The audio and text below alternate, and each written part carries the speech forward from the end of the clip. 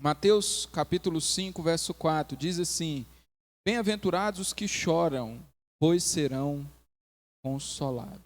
Vamos orar mais uma vez?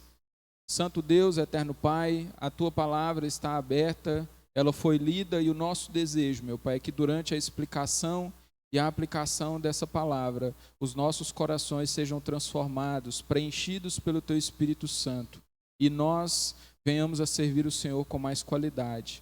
Usa-me a falar com o Teu povo e que o Teu Santo Espírito, meu Pai, continue a trabalhar em nossos corações. Em nome de Jesus, amém e graças a Deus. Pode sentar?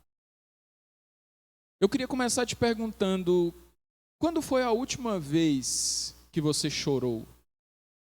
Você se lembra da última vez que as lágrimas correram o seu rosto?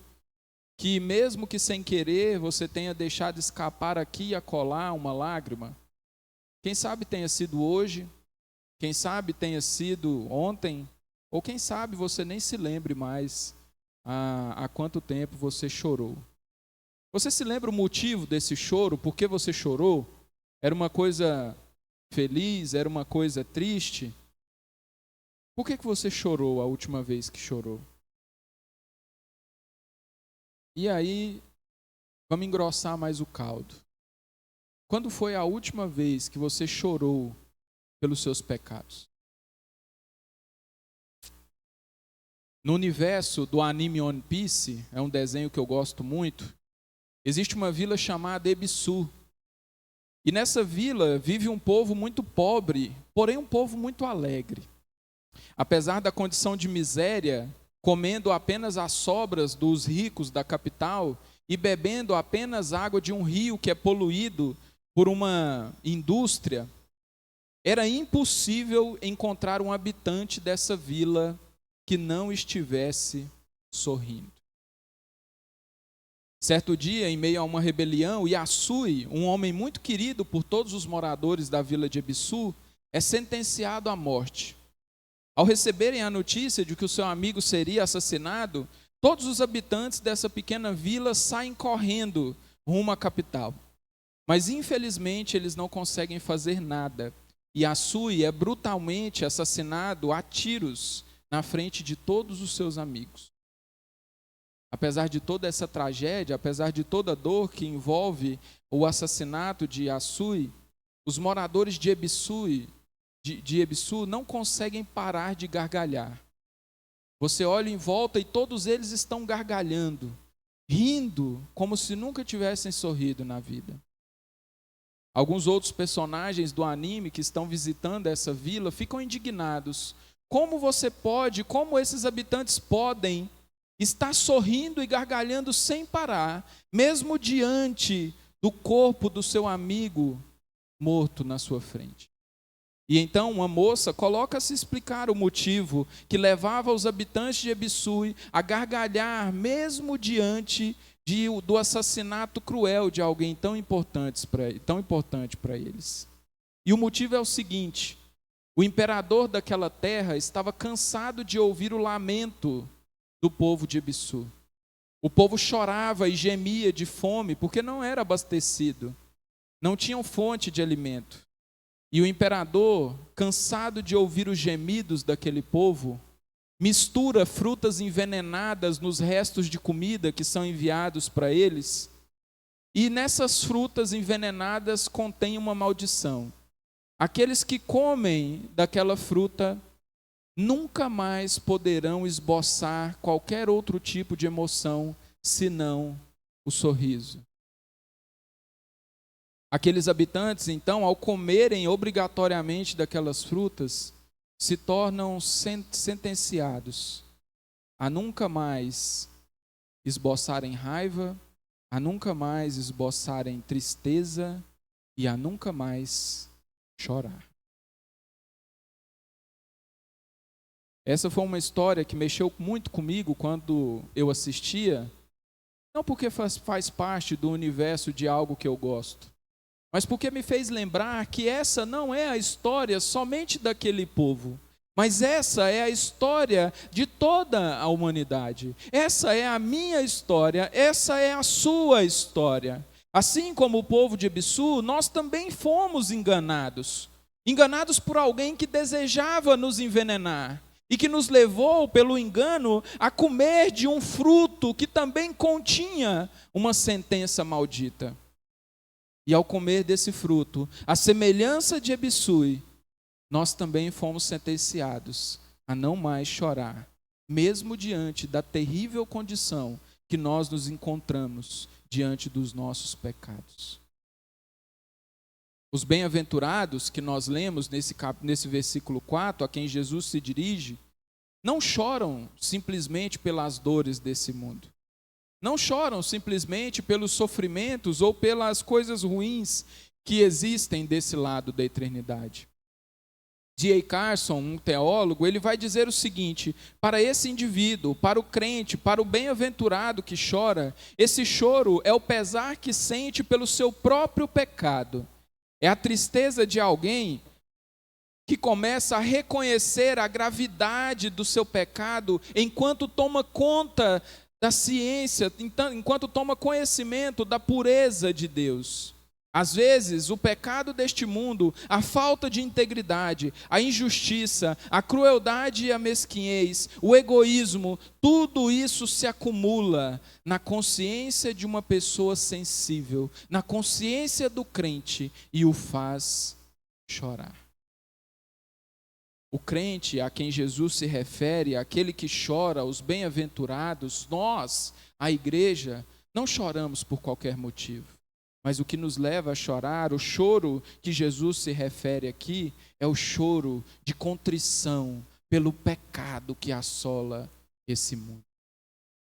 Pensando nisso, veremos hoje como a vida de crentes arrependidos de verdade por seus pecados pode ser usado como ferramenta na mão de Deus para tornar mais limpa essa terra que está imunda pelo pecado.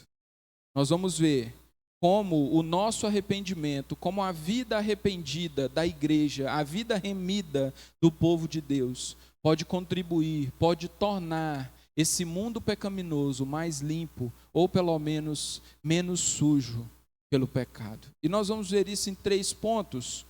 A primeira forma como Deus usa a vida dos crentes consiste em denunciar o pecado.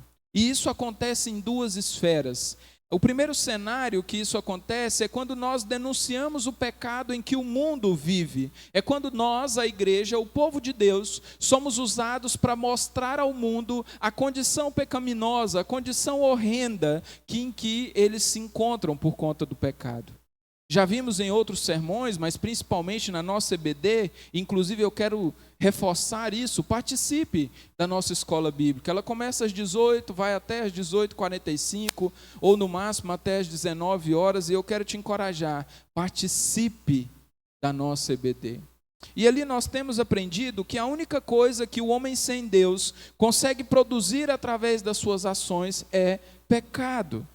Por mais que aos nossos olhos, aos olhos naturais, possam até existir algumas ações boas, algumas coisas legais que eles fazem, elas não são feitas buscando a glória de Deus.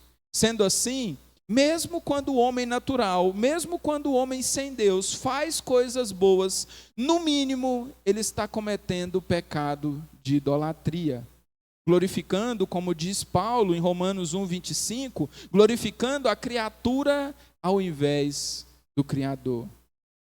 Pensando nisso, Deus usa o seu povo, e em nosso caso, a igreja, para alertar o mundo, ou alertar o homem sem Deus, sobre a forma equivocada em que ele vive, sobre o cenário maldito em que ele vive por conta do pecado.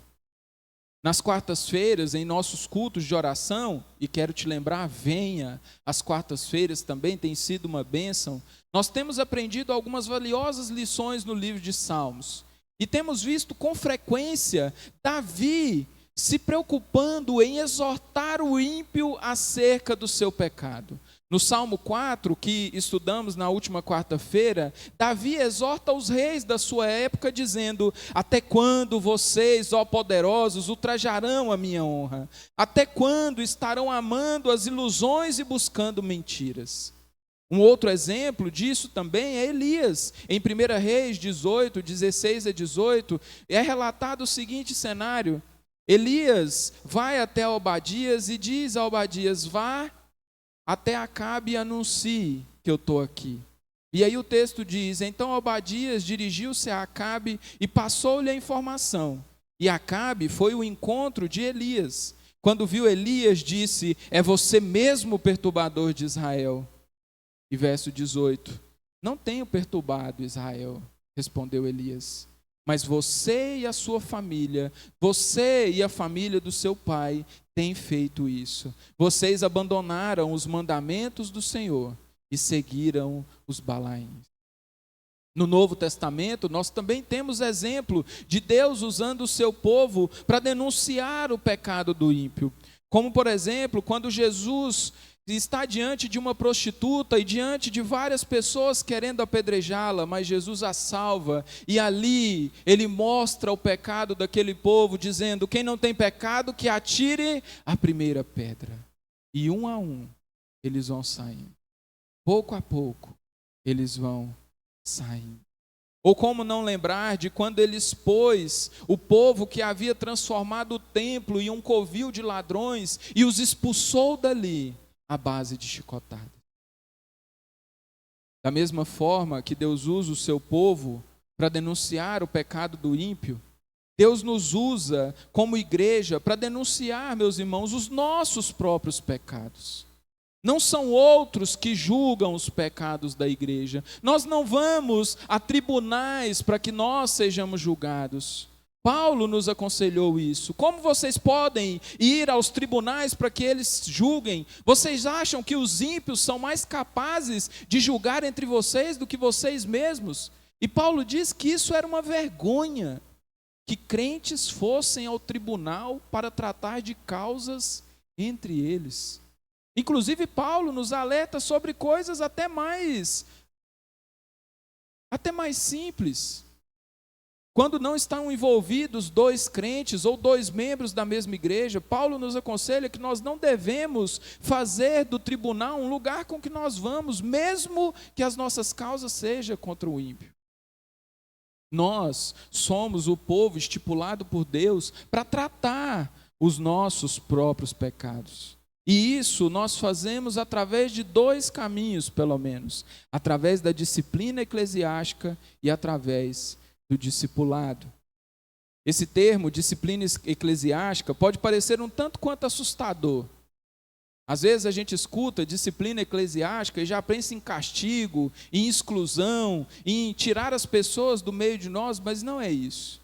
E talvez pensar na disciplina eclesiástica como esse monstro, como esse ser assustador, seja o motivo pelo qual a disciplina eclesiástica foi abandonada pelas nossas igrejas. E tão pouco se vê falar sobre a disciplina eclesiástica e muito menos, tão pouco ainda, nós a praticamos.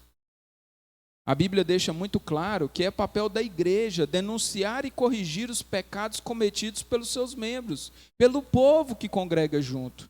Temos textos muito claros, como o texto de Gálatas 6:1, em que Jesus nos ensina como devemos agir ao descobrir que um irmão pecou. E ele diz: irmãos, se alguém for surpreendido em algum pecado, vocês que são espirituais deverão restaurá-lo com mansidão.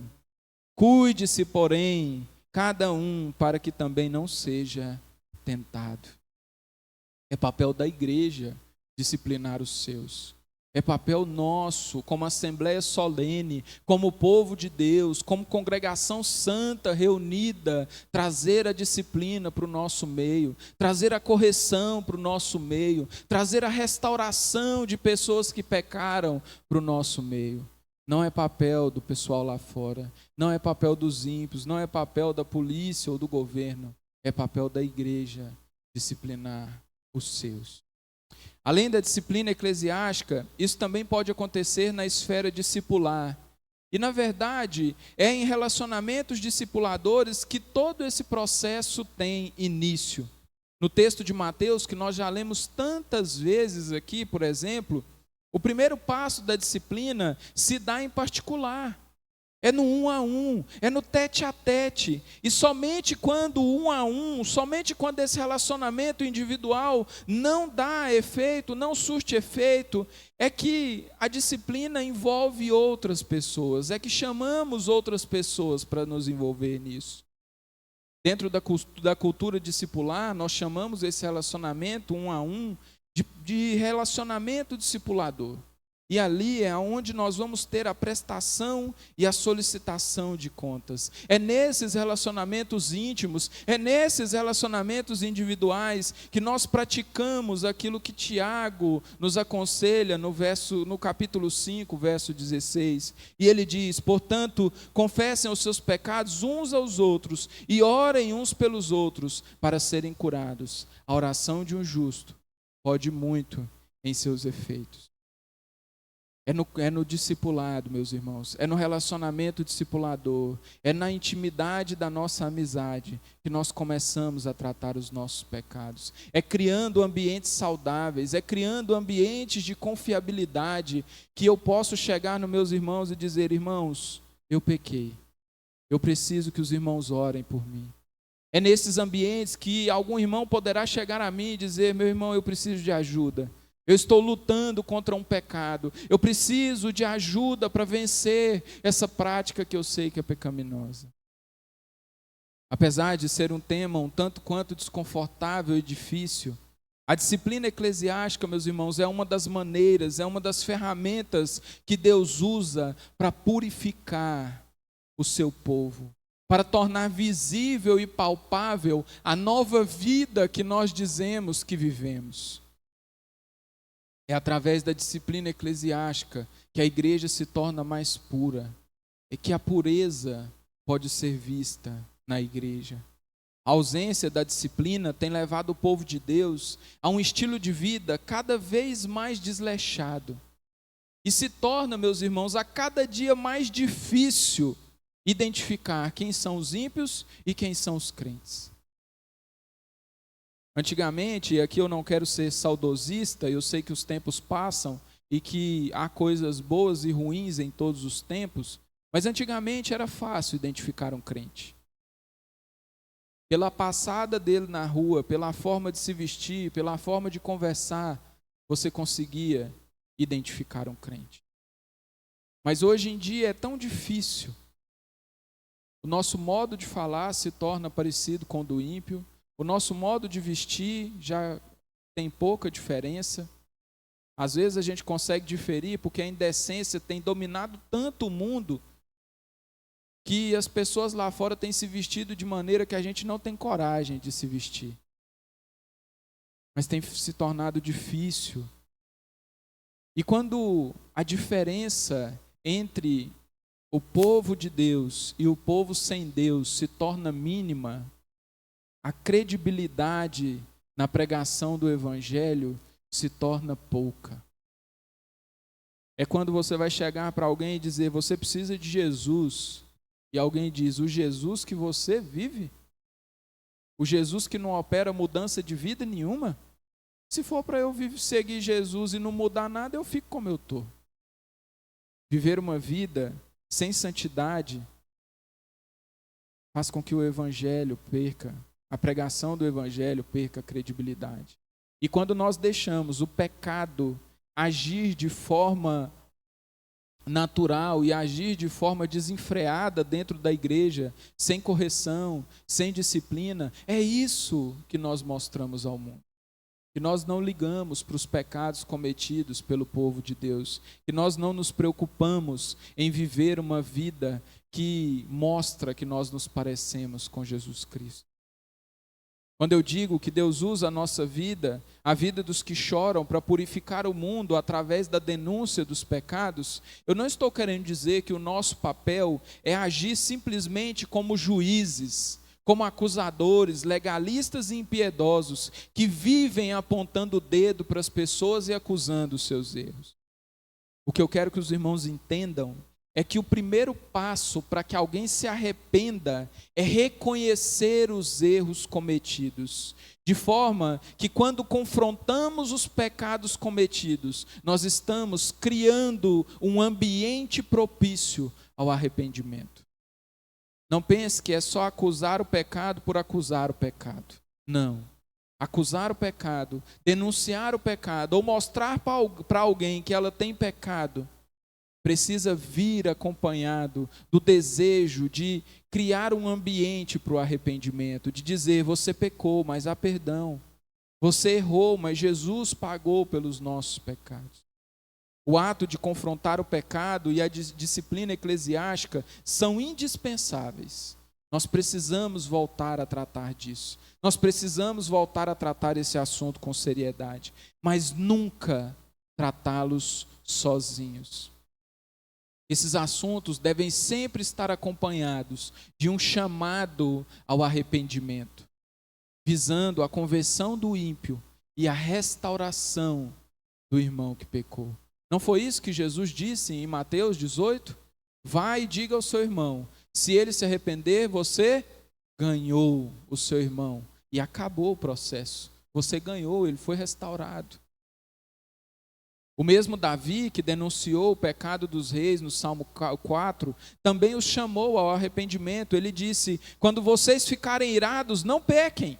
Ao deitar-se, reflitam nisso, pensem nas suas atitudes e aquietem-se. Ofereçam sacrifícios como Deus exige e confiem no Senhor. Davi denunciou os pecados e disse: vocês estão pecando. Mas não parou por aí. Davi disse: arrependam-se, confiem no Senhor. A vida dos crentes arrependidos, meus irmãos, é um meio pelo qual Deus denuncia a vida de pecado dessa humanidade caída. E é o meio pelo qual ele também confronta o pecado daqueles que um dia fizeram um compromisso com ele. Meus irmãos, compromisso com Deus, compromisso com Jesus Cristo, não é um oba-oba. Não é levantar a mão e sair daqui e viver como se vivia antes. Não é vir como está e permanecer como está. Uma vida com Deus, uma vida com Jesus Cristo, dar as mãos ao Senhor, crer nele, confiar nele, exige compromisso, exige abandono de pecados. E muitas vezes nós precisaremos ser alvo da correção bíblica, nós precisaremos ser chamados no canto para que alguém nos diga: a vida que você está levando não é uma vida que agrada a Deus. Não buscando nos excluir, não buscando nos acusar ou nos ofender, mas buscando o nosso arrependimento. O segundo meio pelo qual Deus usa a vida dos bem-aventurados que nós lemos para purificar o mundo é através de uma busca por uma vida santa, ou através da luta que o crente tem constantemente contra o seu pecado. Estudamos na semana passada para a EBD, inclusive, se eu ainda não falei, venha para a EBD. Que o processo de salvação do homem acontece em 3 etapas, ou nós chamamos de 3 P's. Primeiro P é a pena do pecado. Quando nós cremos em Jesus, nós somos regenerados, nós somos acolhidos por Ele. A pena que estava sobre nós de morte e de condenação eterna é retirada, porque Jesus paga o preço por nós. Por isso, nós somos livres da pena do pecado. A partir daí, até o fim da vida, passaremos pela segunda etapa, ou segundo P, onde nós somos libertos do poder do pecado. Essa vida de luta e de ser liberto do poder do pecado é o processo que nós chamamos de santificação. É o processo em que pouco a pouco, dia a dia, nós vamos abandonando as práticas que não agradam a Deus e nos tornando mais santos, mais parecidos com Jesus. E por fim, nós temos o último P, onde nós seremos libertos da presença do pecado. E esse processo nós chamamos de glorificação. A luta do crente contra o seu próprio pecado está dentro da santificação, onde pouco a pouco, dia a dia, nós vamos abandonando as práticas pecaminosas e nos tornando cada vez mais santos, mais parecidos com Jesus. É aquilo que a Escritura vai dizer de que aquele que roubava, não rouba mais. Aquele que mentia, não mente mais. É uma mudança de vida. Isso não é nada fácil e com toda certeza levará aqueles que passam por esse processo a derramar muitas lágrimas. Essas lágrimas não são derramadas em vão. Como bem disse um amigo chamado Iltemar Júnior, a quem eu já citei em outro sermão, Deus não desperdiça, meus irmãos, uma gota sequer do nosso sofrimento. Ele não desperdiça uma lágrima sequer que corre no nosso rosto por conta dos nossos pecados. De modo que esse processo de santificação dos crentes é usado por Deus para refrear o mal do pecado nesse mundo. Edmund Burke dirá também, e eu já citei essa frase em algum outro sermão, ele vai falar algo interessante que ilustra bem o que eu quero dizer. Ele dirá que para que o mal triunfe, basta que os bons não façam nada. Para que o mal triunfe, basta que os bons não façam nada. Ou seja, meus irmãos, enquanto nós lutamos para viver de forma santa, enquanto você luta para não pecar, menos pecados são cometidos, e assim, mesmo que de forma lenta, mesmo que de forma vagarosa, o mundo vai se tornando menos imundo. O pecado vai sendo refreado, o vai sendo combatido.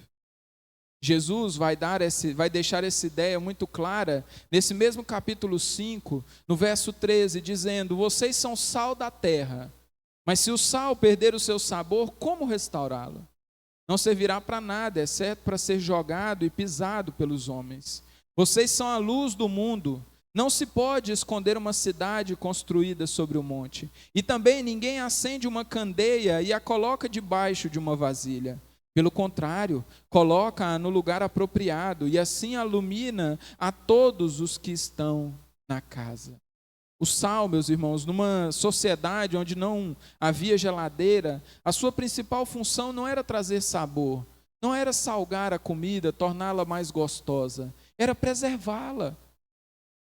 O sal evitava, ou pelo menos atrasava, o processo de apodrecimento da carne.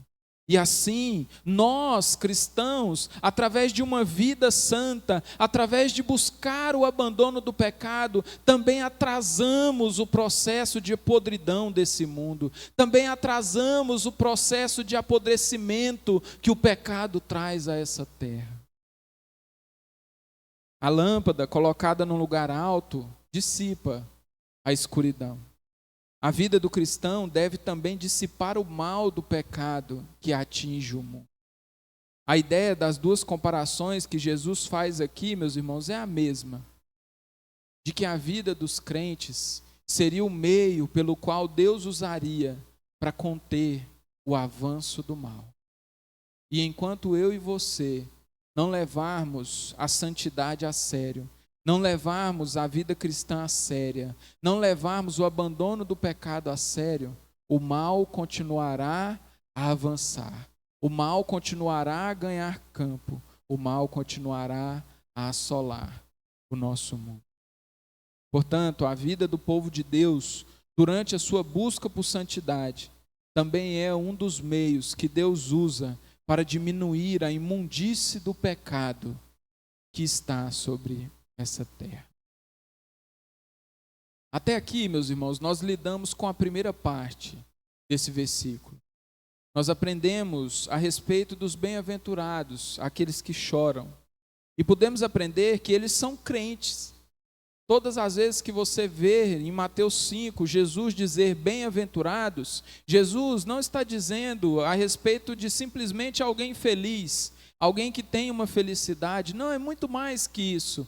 Bem-aventurados aqui são os crentes, são os salvos, são aquelas pessoas a quem o Evangelho já alcançou. E nós aprendemos que esse povo, apesar de ser chamado por Jesus daqueles que choram, não são um povo manhoso, não é um povo que chora por qualquer motivo, não é um povo que está chorando por qualquer balela. O choro dos bem-aventurados não é baseado em motivos fúteis e egoístas, mas é motivado pelo desespero de enxergar os danos que o pecado tem causado neste mundo. Nesse terceiro e último ponto, nós pensaremos acerca do finalzinho do texto, onde Jesus vai falar sobre a recompensa dos bem-aventurados que choram. E Jesus vai dizer que eles serão consolados. Eu creio, meus irmãos, que esse seja o maior desejo daquele que chora de verdade. O choro com o qual estamos lidando aqui é um choro motivado de forma genuína, não apenas um pranto triste.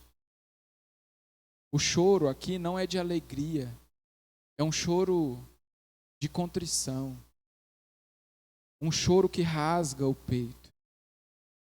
Em suma, todas as vezes que nós choramos assim, o nosso maior desejo é sermos consolados.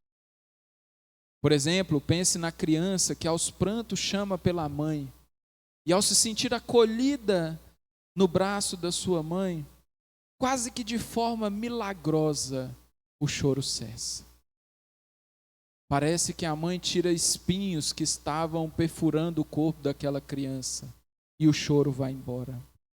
Ou pensemos no luto, onde nos despedimos de um ente querido, mas encontramos afago no braço de pessoas queridas. Ou mesmo quando, momentaneamente, o choro se torna riso ao ouvirmos um consolador "eu te amo" de uma criança que mal sabe o que se passa ali. Os chorões, meus irmãos, a quem Jesus se dirige, também serão consolados. Quando oprimidos pela dor de seu pecado, encontrarão perdão em Jesus Cristo. Foi o que aconteceu por tantas vezes no Novo Testamento, quando muitos, atendidos por Jesus, receberam consolo, não só consolo para essa vida, não só consolo para aquelas dores momentâneas, mas consolo para a eternidade. Essas pessoas, meus irmãos, foram até Jesus por conta da sua condição física, por conta de algo que os atormentava, mas ao fim encontraram consolo, não só para lágrimas que eram derramadas por uma dor, por um demônio que as torturava, ou por qualquer coisa que seja, mas encontraram consolo para o choro da alma, para o desespero que rege o nosso coração. Vai dizer Agostinho: fizeste-nos para ti, e aflito, desesperado, contrito está o nosso coração, enquanto não repousa em ti. Mas essas pessoas, esses bem-aventurados, tiveram o consolo para a alma e ouviram de Jesus: vá em paz, os seus pecados estão perdoados. Ou ainda, vá, a tua fé te salvou. Sempre que eu penso sobre isso, eu penso sobre os ladrões que foram crucificados juntos com Jesus. Um deles, reconhecendo os seus pecados, clamou a Jesus. Ah, meus irmãos, e que consolo maravilhoso aquele homem recebeu. Que refrigério para a alma, que conforto para o coração, ao ouvir do Mestre: hoje mesmo estarás comigo no paraíso. Assim também, meus queridos, esse consolo se estende a nós, a todos aqueles que de frente ao seu pecado pranteiam, àqueles que olham a condição imunda que o mundo vive, a todos aqueles que olham para o pecado e levam o pecado a sério e dizem: eu quero me livrar disso, Senhor, me livra disso, a todos aqueles que choram pela sua condição pecaminosa. Jesus, queridos, não está alheio ao nosso pranto. Jesus não está escondido vendo-nos chorar de mãos atadas. Prova disso é que, ao ser assunto aos céus, Ele não nos deixou órfãos, mas Ele disse: eu vos enviarei o Espírito Santo, o Consolador. O mesmo consolo, queridos, que consolou o ladrão ao lado de Jesus, de ouvir: hoje mesmo estarás comigo no paraíso, é o consolo que deve alcançar os nossos corações quando nós lemos em João 14 que Ele está nesse momento preparando moradas para mim e para você. E que dia maravilhoso será quando essas moradas estiverem prontas, quando tudo estiver preparado, quando a obra de Cristo realmente for de forma plena consumada e Ele voltar para buscar aqueles que pranteiam nesse mundo por conta dos seus pecados. Até então, não foi encontrada cura para a maldição que assola o povo do pequeno vilarejo de Ebisu. Eles continuam condenados a sorrir, mesmo diante das piores calamidades. Diferente daquele povo, nós não somos assim. Nós sabemos onde encontrar a redenção para a sentença que nos foi dada no Éden. Cristo, meus irmãos, é aquele que nos liberta do cativeiro do pecado.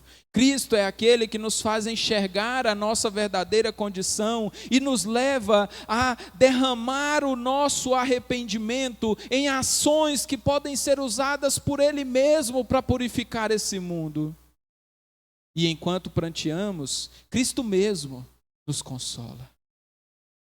Por enquanto, de forma parcial, é verdade. Mas de pranto em pranto, e consolo em consolo, nós estamos cada vez mais perto do último pranto, cada vez mais perto do último choro, cada vez mais perto daquele grande e glorioso dia em que João registrou que toda lágrima será enxuta e nós seremos transportados para um reino, para um lugar, o lugar que nós cantamos. Esse lugar, meus irmãos, é real. Esse lugar não é um lugar que existe apenas na canção que nós cantamos. Esse lugar, um lugar onde os sonhos não se abortam, um lugar onde o medo não nos domina. Esse lugar é real, meus irmãos, e é lá que o Senhor está preparando morada para os chorões que são bem-aventurados. Para você que já creu, siga firme. Siga em arrependimento e santidade, como nós aprendemos na EBD hoje, pregando o evangelho para si mesmo, para ter fé para o dia, pregando arrependimento para você mesmo, para que você se arrependa constantemente do seu pecado, entendendo que o Eterno transforma o seu choro. Entenda isso, crente. O Eterno transforma o seu choro em ações que podem ser usadas para purificar esse mundo mau. E para você que ainda não creu, há um lugar junto ao grupo dos chorões. Há espaço no meio daqueles que pranteiam para você também. Para isso, é necessário que você se arrependa dos seus pecados e corra aos prantos, para os braços de Jesus, onde só ali você encontrará consolo real para o pranto da alma. Não se demore, querido. Não se demore, meu amigo, em prantear, em correr aos braços de Jesus e dizer: Jesus, eu pequei, Senhor. Mas arrependido eu quero derramar as minhas lágrimas, porque só em Ti eu posso encontrar salvação. Nessa terra, meus irmãos, não receberemos consolo definitivo. Ainda sofreremos. O choro será intenso e o pranto será constante. Mas na terra de Emanuel, no reino de Jesus Cristo, no reino vindouro por vir, as coisas são diferentes. Como bem disse o Dr. Martyn Lloyd-Jones, naquele estado eterno seremos total e inteiramente bem-aventurados. Nada havendo para desfigurar a vida, nada havendo para detratar a nossa vida, nada havendo para estragá-la. Tristezas e suspiros não mais existirão. Todas as lágrimas terão sido enxutas e haveremos de aquecer-nos para sempre sob a luz do sol eterno, experimentando um regozijo e uma ventura e glória sem mistura e sem mácula. Bem-aventurados os que choram, porque serão consolados. Ah, que declaração maravilhosa. Eu queria deixar com você algumas aplicações práticas que eu aprendo com esse texto. A primeira coisa é: não passe pano para o pecado. O pecado é algo terrível. O povo de Deus chora quando percebe a sua gravidade. Não tente diminuir a gravidade do pecado, alegando que não foi tão grande assim, não foi algo tão grave. Ou que não trouxe mal a ninguém, mas ninguém foi afetado. Ou, como muitos de nós fazemos, alegando que tá certo, eu pequei, mas tem gente que faz muito pior do que eu faço. Por vezes, nós justificamos alguns pecados assim. Foi só uma mentirinha. Não prejudicou ninguém. Lembre-se, meu querido, que desde a menor mentira até a maior chacina, até o crime mais hediondo e terrível que você conhece, todo pecado, quer você julgue pequeno ou grande, fizeram o nosso Salvador sangrar no Calvário. Trate o pecado de forma séria. Pecado não é um brinquedo, pecado não é coisa que se brinca, pecado não é uma coisa inofensiva que você pode julgar, domar ou não. Pecado não é um gatinho que você brinca com ele, que você tem poder de dominá-lo, não. A Escritura vai dizer que o diabo está ao nosso derredor como um leão procurando nos tragar. Trate o pecado de forma séria, lide com ele de forma dura, não brinque com o pecado. Segundo, desenvolva relacionamentos discipuladores. Tenha relacionamentos onde a confiança é desenvolvida ao ponto de que ambos possam prestar e solicitar contas a respeito de suas lutas e, quando necessário, confessar os seus pecados e assim se ajudarem mutuamente a vencer esses pecados. Tenha relacionamentos com pessoas, com gente da sua igreja, com homens e mulheres cristãos genuínos, pessoas que levam a vida cristã a séria. Relacionamentos em que você tem liberdade de dizer: meu irmão, eu estou sendo tentado numa área, eu queria orar. Me ajuda a não cair nesse pecado. Crie relacionamentos que você tem essa liberdade de confessar pecados, de abrir o coração acerca das suas lutas, dos seus temores. Esses relacionamentos podem nos ajudar.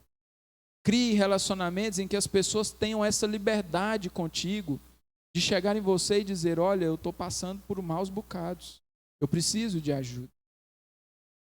Crie relacionamentos discipuladores. E por último, pratique a disciplina bíblica. Caso você identifique que um irmão pecou, não saia por aí contando para as pessoas. Tem crente que vê o irmão pecando, vê a pessoa em pecado, a primeira coisa que ela faz é ligar para o pastor. Pastor, o senhor não vai acreditar no que eu acabei de ver. E o pastor devia falar: e se eu não vou acreditar, então nem me conte.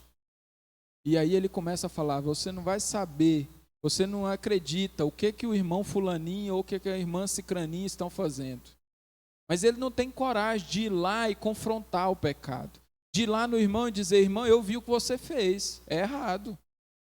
Não, ele prefere espalhar para todo mundo, menos para a pessoa que precisa ser tratada. Não faça isso, meu irmão. Procure a pessoa no particular, converse com ela, e se caso isso não resolver, aí você chama 2 ou 3 pessoas e leva junto. Pessoas confiáveis, pessoas sérias, pessoas que estarão dispostas a mexer nisso, a tratar isso. Não pessoas que vão fazer fofoca. E se isso não resolver, aí você leva o assunto para a igreja.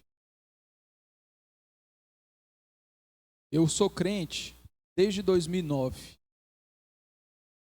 E a maioria dos problemas, dos pecados não tratados que eu já vi em igrejas, se dão por conta disso. Porque a pessoa que sabe que o pecado foi cometido não tem coragem de tratar. E quando o pastor pergunta assim: minha irmã, eu vou procurar o irmão fulano, mas eu posso dizer que você me contou? Não, pastor, não me envolva nisso não. Eu não quero saber disso não. E aí como que o pastor vai tratar?